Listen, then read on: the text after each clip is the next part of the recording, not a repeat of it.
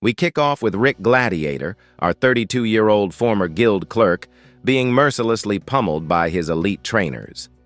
Imagine a get fit or get beaten seminar where every punch, kick, and magic blast is delivered with a wink and a nod as his mentors break his body to rebuild it into pure strength. Now it's time for Rick to face the real world of adventuring. He's nervous as he attempts to fulfill his lifelong dream of becoming an adventurer. Upon arriving at the guild for his preliminary exam, our middle-aged hero finds himself surrounded by wide-eyed teens and a few snarky nobles. Despite being labeled as an F-rank candidate, his 2 years of brutal training make him a force to be reckoned with. His entrance leaves the examiners questioning whether age really matters when you can shatter walls with a single punch. In a hilarious twist, Angelica, an aspiring B-rank knight with more heart than coordination, and the sister of a snot-nosed noble kid from the exam, challenges him to a duel for making her little brother cry. The stakes are ludicrous. The loser becomes the winner's eternal servant. As Angelica fumbles with her fancy moves and the uneven arena floor conspires against her, Rick casually lands a punch that literally creates a crater.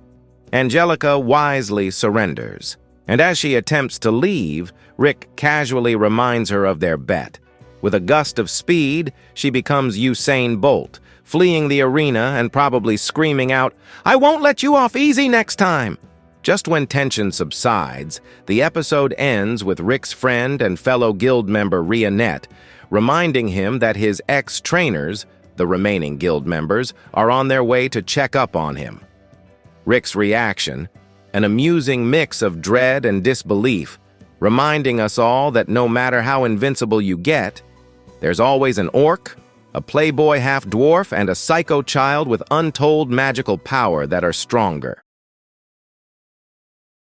After barely scraping through his preliminary exam and still wondering if his 32-year-old self really belongs among wide-eyed teens, Rick learns he's qualified for the second phase, a mock battle exam. The stakes are low, but the tension is high as every F-rank examinee now dreads meeting the F-rank crusher. Strangely enough, Rick's still feeling a bit insecure about his underdog status, despite his secret S-rank training. Almost immediately, Rick encounters Raster Diarmuit, the F-rank crusher, a smug A-rank adventurer, Angelica's elder brother and eldest son of the noble house Diarmuit. With a scent of cologne that could knock out a horse, Raster wastes no time in flaunting his superiority. He even goes as far as hitting on Rick's ever-loyal friend, Rionette, the bloody cheek of this guy. Quick-thinking Rick pretends to be her boyfriend, earning mixed reactions of amusement and irritation from Raster. A bit later, while Raster nurses his bruised ego, his siblings, Freed and Angelica, burst onto the scene,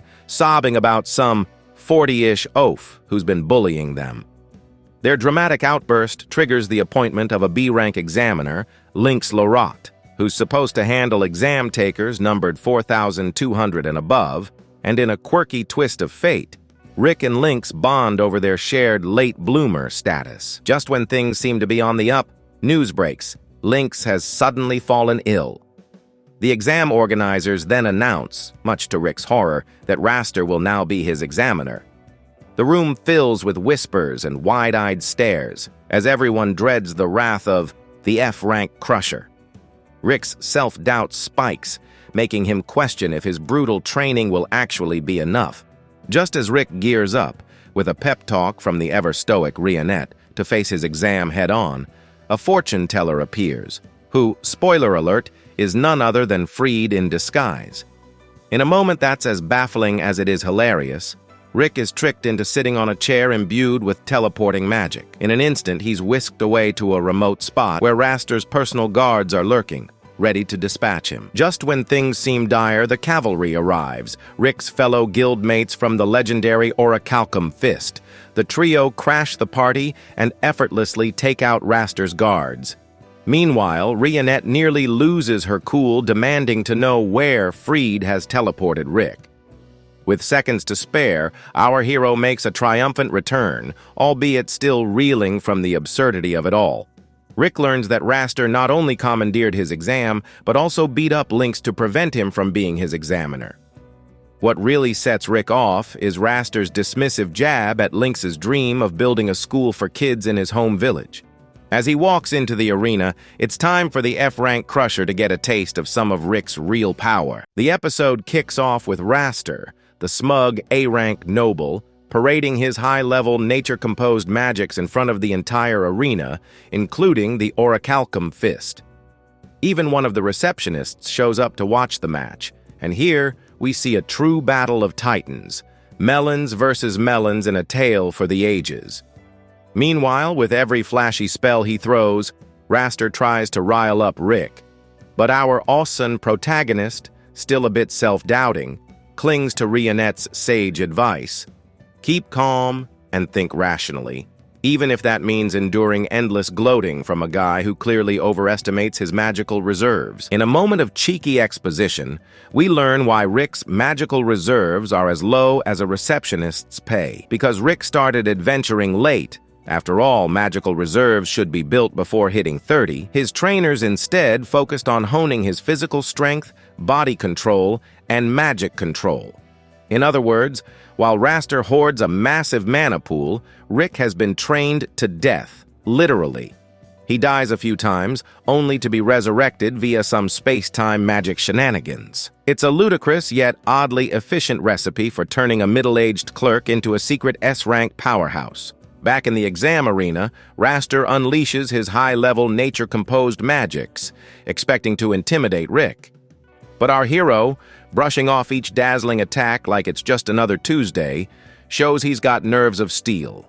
In a stunning twist, Rick realizes Raster's impressive mana is his only trump card because he's terrible at everything else. With a calm demeanor, Rick counters Raster's formidable Yggdrasil God Impact, a level 8 spell, with a simple, breezy, level 1 air shot. The result? Raster is obliterated in a flash, leaving the onlookers, and Raster's own ego, in utter shock. After the explosive duel, Rick stumbles into the hallway where Raster and his siblings, the ever-quirky Diarmwits, are waiting. Here, the air is thick with a mix of grudging respect and lingering hostility. Raster, never one to lose face, vows to be Rick's examiner again, because apparently nothing says, "I'm better than you," like scheduling a rematch.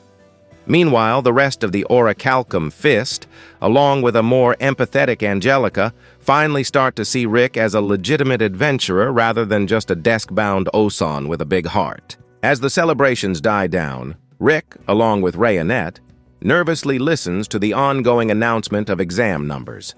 Their eyes are fixed on the coveted number 4242, a detail that promises more epic twists to come. It's a cliffhanger that leaves us wondering where Rick's journey will take him next. The episode kicks off with Rick and Rionette eagerly awaiting the announcement. We get a nostalgic flashback to a young Rick as he reads tales of adventurers and heroes and dreamt of becoming one himself one day, even defeating the fearsome Kaiser Alsapiet, though his parents insisted that fighting monsters was a bit much for a kid. Fast forward to adult Rick, now a guild receptionist with a permanently unactivated special marker. His childhood ambitions are buried under years of mundane work and bitter reality. One fateful night, fueled by a potent mix of alcohol and pent-up frustration, Rick tries to play the hero by protecting a lady from a giant troll. Spoiler alert, he's no match for the troll until fate intervenes. Just as Rick is about to get his ass handed to him by the troll, the ever-impressive Rionette Elfet, an S-rank adventurer, effortlessly defeats the beast. Instead of gloating, she coolly advises Rick that maybe, just maybe, it's a little late for him to chase those adventuring dreams. Embarrassed but determined, Rick flips the script by asking her for a date. Get in there, son. If you can't be a hero, at least try romance. On their date night, Rick is floating on cloud 9, but unfortunately, things take a turn for the chaotic. The town is attacked by a fresh wave of monsters. Rionette dispatches most of them with her usual flair, but then a dragon appears. The sight of the dragon sends Rionette into a state of paralysis, thanks to some deep-rooted childhood trauma. Meanwhile, B-rank adventurers, including Rick's buddy Zaid, try to help but end up retreating because, well, Guild rules on dragons are as strict as they come. With his date and the town's safety hanging in the balance, Rick makes a bold, "this is it" decision. He confronts the dragon head-on, fully expecting to meet his demise. In a dramatic and epic moment, the dragon stomps him, only to trigger Rick's long-dormant marker. Suddenly, his hidden inborn power ignites, and in an almost comically anticlimactic twist, a level 1 air shot decapitates the mighty beast. Rionette and the onlookers are left in total shock, and maybe a little bit of awe. The intensity takes its toll. Rick faints right after his dragon-slaying debut. When he awakens a week later, he learns from a concerned Rionette that his magic circuits were almost completely destroyed in the process, leaving him, quite literally, close to dead. Yet, miraculously, he survived. With a mix of relief and renewed determination, Rionette offers him a chance to join her elite party, the Orichalcum Fist. With tears streaming down his face, Rick accepts. His dream of becoming a hero may finally come true. In the final scene, Rick's number gets called. He is now officially an adventurer.